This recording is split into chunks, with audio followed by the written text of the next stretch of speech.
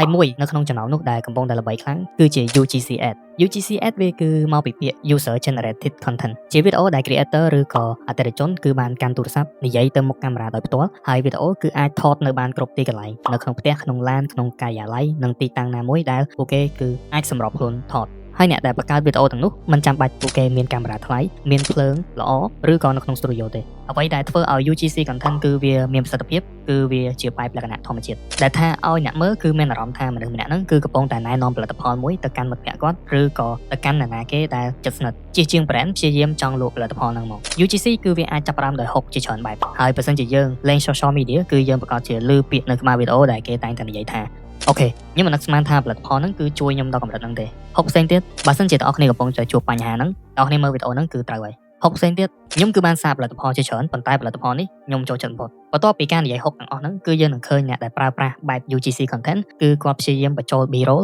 បង្ហាញផលិតផលការប្រើប្រាស់និង benefit ដែលគាត់បានប្រើវា